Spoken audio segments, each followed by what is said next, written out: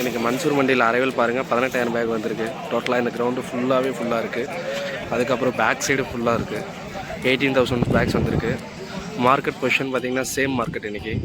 ஊட்டி பூண்டோட குவாலிட்டி பார்த்திங்கன்னா 70 ருபீஸ்லேருந்து ஸ்டார்டிங் இருக்குது. போங்கி பொடி அதுலேருந்து ஹையஸ்ட் ரேட்டு பார்த்திங்கன்னா 115 வரைக்கும் சோல்ட் ஆகுது. 115 ரூபா. 70 ரூபாயிலேருந்து 115 ரூபா வரைக்கும் இன்றைக்கி மார்க்கெட் போயிட்டுருக்கு. இப்போ வரைக்கும்